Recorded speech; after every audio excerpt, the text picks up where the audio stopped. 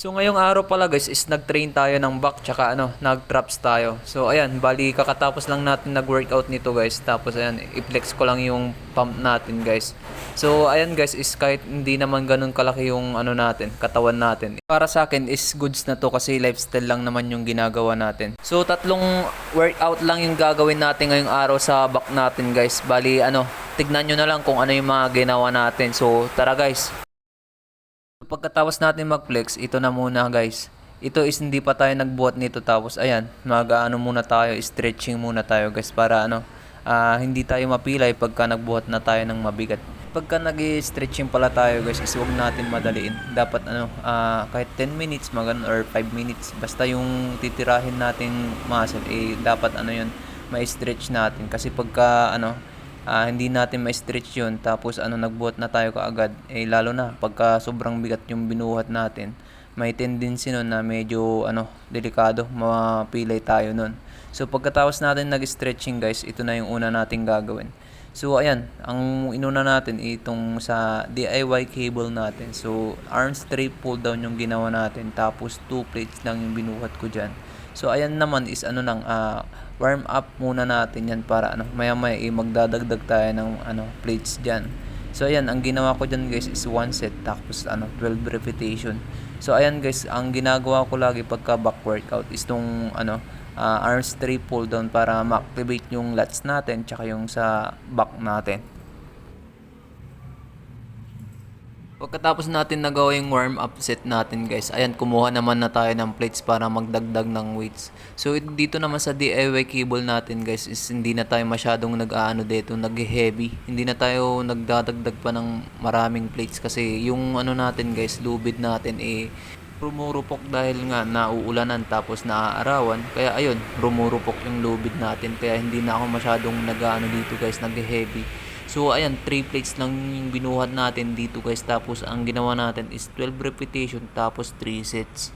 Saka minsan pala is nag-heavy din ako dito guys sa DIY cable natin pa, lalo na pagka tricep yung i-workout natin. Kasi pagka ganito yung sa lats yung i-workout natin, parang ganyan pagka nag-heavy ka diyan, ang hirap kontrolin. Kaya dapat sakto lang yung bigat dito guys pagka nag-arm strip pull down tayo. So pagkatapos nga natin nag-arm strip pull down guys, so 3 sets yung ginawa natin doon tapos 12 repetition. Tapos ito kumuha naman na tayo ng guys, barbell. So ang gagawin natin guys is barbell row. Tapos ayan, ito guys is warm up set ulit natin to. Bali ang ginawa ko din dito is 1 set tapos 12 repetition. So maya maya ibubuhatin natin yung pinaka malaki nating barbell guys. Pero hindi naman sagad-sagad, babawasan pa rin natin ng plates para sakto lang yung bigat. Mahirap din kasi mag-heavy guys, lalo na pagka hindi natin ma-execute ng tama, pangit naman yun. Okay na yung magaan or sakto lang yung bigat para magawa natin yung magandang execution. Ginilid na natin yung isang barbell guys kasi bubuhatin naman natin tong pinaka malaki nating barbell. So ayan, tinanggal ko ulit yung magkabila ang plates guys para sakto lang din yung bigat niya.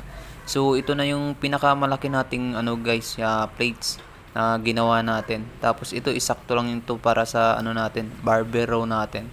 So ang ginawa muna natin diyan guys, yung sa front lang muna, yung regular na barbell row. Tapos mamaya naman isusunod natin yung reverse grip barbell row. So 3 sets yung ginawa natin dito guys, tapos 10 repetition. So ganun din yung gagawin natin mamaya dun sa reverse grip barbell row. Bali 3 sets din tapos 10 repetition. So ganyan yung sinasabi kong magandang execution guys. Kahit kahit sakto lang yung bigat niya o hindi sobrang bigat, basta magawa natin ng tama yung execution natin. So ayan, tapos na natin yung 10 repetition pero 3 sets yung ginawa natin dyan. Ito naman yung sinasabi kong reverse grip barbell row guys. So ayan, magkaiba yung hawak natin dyan. So mas ang focus nito guys is yung yung lower back natin. Saka yun pa rin yung binuhat natin guys. Hindi na tayo nagdagdag dyan, hindi na tayo nagbawas. Bali yan lang yung binuhat natin dyan. Tapos 3 sets yung ginawa natin tapos 10 repetition. So yan yung paraan natin guys sa mga back natin kung paano na tayo mag-workout. Yan lang yun yung binubuhat natin, mga barbell tsaka dumbbells lang. So wala nga tayong gaanong equipments, puro DIY lang. Kaya ayun, tiyaga lang talaga dito guys. Pero kahit ganun, gumaganda naman kahit konti yung katawan natin. At ito naman yung pangatlong workout natin sa back natin guys. Pero ang mas focus nito yung lats natin.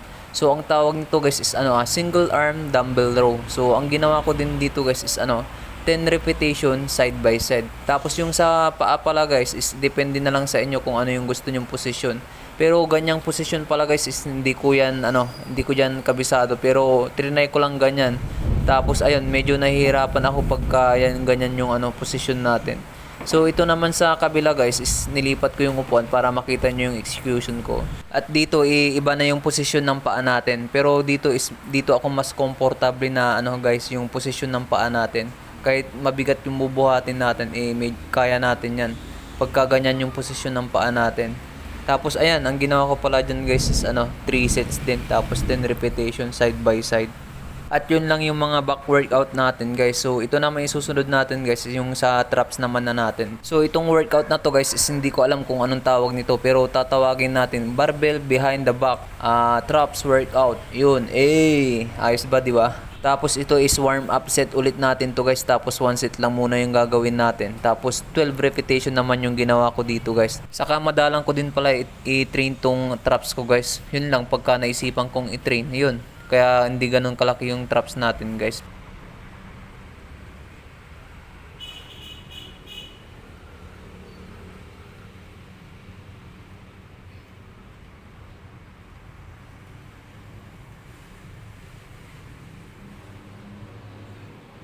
Pagkatapos nga natin nagawa yung warm up set natin guys, ayun, ito naman na yung bubuhatin natin. So, ang ginawa ko naman dito sa malaking barbell guys is 3 sets yung ginawa ko dito, tapos pero 8 repetition lang yung ginawa natin dito. At tamang angat-angat lang tayo guys kasi sobrang bigat nito, hindi natin squeeze ng mabuti. Pero yan is ang focus niyan is traps pa rin yung natatarget natin diyan guys.